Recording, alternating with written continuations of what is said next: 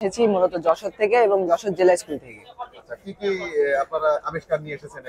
আমাদের এই প্রজেক্টের নাম smart environment monitoring and control device. আসলে এর উপকারিতা কি? আচ্ছা, আমাদের বর্তমানে যে ঢাকায় বায়ু দূষণের শীর্ষে রয়েছে এবং 10ই December AQI score air quality index score থেকে আমরা দেখতে পাই যে 241 ছিল এবং 4ই ডিসেম্বর প্রথম আলোর একটা প্রতিবেদনে দেখা যায় যে 259 একুয়াই স্কোর ছিল এবং এইটা পুরো ওয়ার্ল্ডে সর্বপ্রথম ছিল। এটা কখনোই কোনো দেশে হয়নি এবং আমাদের সবচেয়ে মারাত্মক গ্যাসটা হচ্ছে PM 2.5। এইটা ছিল 34 গুণ বেশি, যেটা স্বাস্থ্যকর থাকা দরকার। এবং আমাদের প্রত্যেক বছর শুধু বায়ু দূষণের কারণে মানুষ মারা যায় 70 লক্ষ এবং আমাদের PM 2.5 এর কারণে শ্বাসযন্ত্র, হৃদরোগ এমনকি প্রাণহানি পর্যন্ত ঘটতে পারে। এই আমাদের এই প্রজেক্টে 4টা সেন্সর ইউজ করছে। এটা MQ সিরিজের সেন্সর। এটার মাধ্যমে আমরা 4টা গ্যাস ডিটেক্ট করতে পারবো। এটার মাধ্যমে টেম্পারেচার, হিউমিডিটি ডিটেক্ট করতে পারবো। আর এই সম্পূর্ণ ডেটা আমাদের এই ডেটাবেসে দেখাবে এবং এটার কিউআর কোড আছে। কিউআর কোডের মাধ্যমে আমরা আমাদের নিজস্ব ওয়েবসাইটে প্রবেশ করতে পারবেন এবং সেখান থেকে অ্যাজ এ ভিউয়ার হিসেবে আমাদের এই ডেটাবেসের অ্যাক্সেস নিতে পারবেন। আর এটার নাম হচ্ছে অপটিক্যাল রাস্ট সেন্সর। এটা PM 2.5 রেডিয়েশন এগুলো সম্পূর্ণ ধ্বংস করে দিবে। আর এই ফ্যানটার মাধ্যমে ভালো বাতাসগুলো ক্যাচ করে এখান থেকে কার্বন সংরক্ষণ করবে এবং করে ভালো বাতাসগুলো পিছন থেকে বের করে দিবে। আর এটা অবস্টিক্যাল অ্যাভয়েডিং কার সম্পূর্ণরূপে এটা নিজের পথ নিজে বের করে চলতে পারে, অর্থাৎ এটার কোনো এক কথায় কোনো অপারেটর লাগবে না। এখন প্রশ্ন আসতে পারে এটা কাদের কাছে থাকবে? এটা পৌরসভার কাছে থাকবে। আমরা দেখি পৌরসভায় বিভিন্ন ময়লা আনা নেওয়া করার জন্য গাড়ি থাকে, তারপরে সড়কের জন্য গাড়ি থাকে, তেমনই এই ধরনের একটা গাড়ি থাকবে। এটা ছোট একটি মডেল হিসেবে আমরা বাস্তবায়ন করছি। যদি এটা সরকার আর্থিক সহযোগিতা করে তাহলে এটা আমরা অনেক বড় মডেল হিসেবে আমরা আমাদের বাস্তবায়ন করব। সম্পূর্ণ পাওয়ার আসবে সোলার থেকে, আমাদের কোনো বিদ্যুতের দরকার নেই। এখানে কি কি এলিমেন্টস ব্যবহার করা হচ্ছে? এখানে 2টা LCD ডিসপ্লে, 4 ধরনের MQ সিরিজের sensor, temperature, humidity sensor, ultrasonic, servo, আর ভিতরে নোড MCU আছে আর ESP32, আর battery, optical touch sensor, feedback sensor, এগুলাই, আর পাওয়ার সাপ্লাই। এটা কতদিন ধরে এটা আপনারা গবেষণা করে বের করছেন? এটা 10-15 দিন, মানে এটা আমাদের কিছুদিন আগে বানানো ছিল, সেটা আমরা আরো আপগ্রেড করছি। তখন আমাদের এটা এত ভালো কাজ করতো না, এখন এটা খুবই ভালো কাজ করে। এ পর্যন্ত আমরা এটার কোনো ডিস্টার্ব পাই না।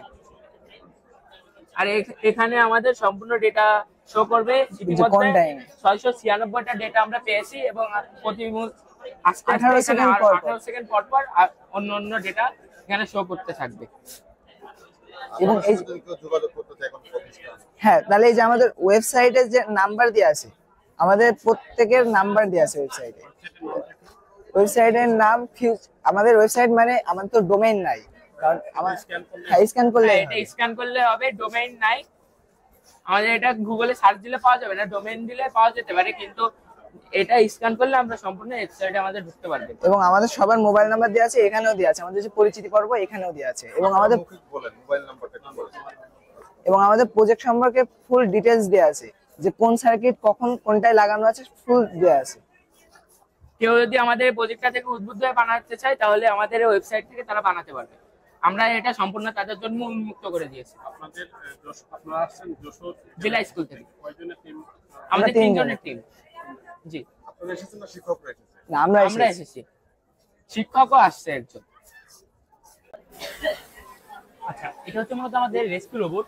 আর রেস্কিউ রোবট মূলত বিভিন্ন ডিজাস্টার ফেস, যেমন একটা বিল্ডিং ভেঙে পড়ে গেছে বা ভূমি ধস হয়েছে, এই সকল ফেসের মধ্যে রেস্কিউ টিম কি করে আমাদের বাইরে থেকে রেস্কিউ কার্যক্রম করে, ভিতরে জায়গায় কিন্তু রেস্কিউ কার্যক্রমগুলো করতে পারে না।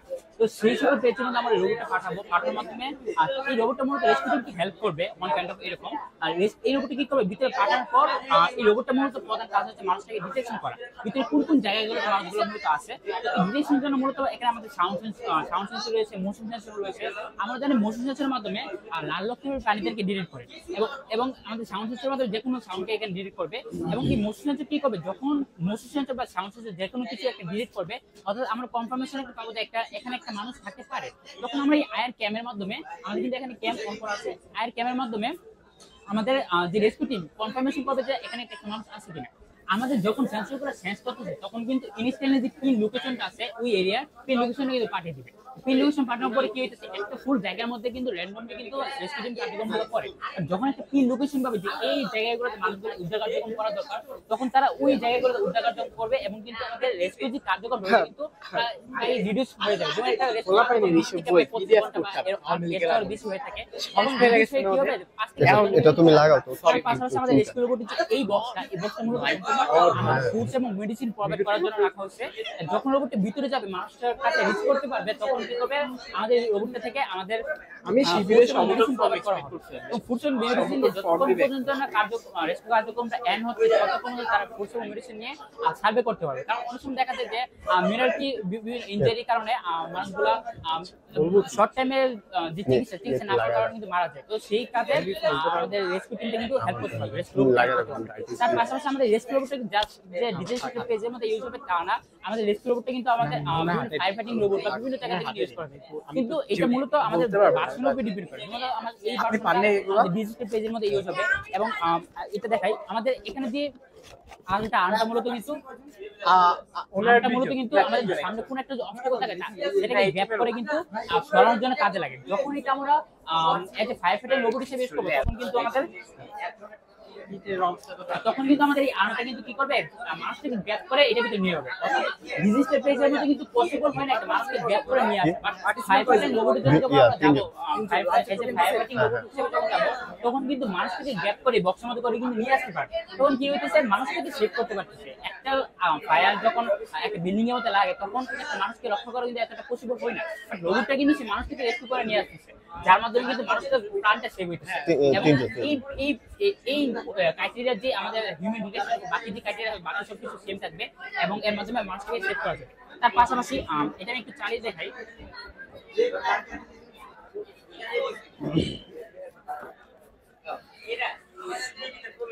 আমাদের রোবটের যে এই হুইলগুলো মূলত ডিজাইন করা হয়েছে আমাদের মার্স রোবটস থেকে। অর্থাৎ আমাদের বিভিন্ন ডিজিটাল প্লেসের মধ্যে উঁচু জায়গা থাকে, উঁচু জায়গাগুলোতে যেন ভালো চলতে পারে, সেই জন্য এটা ডিজাইন করা।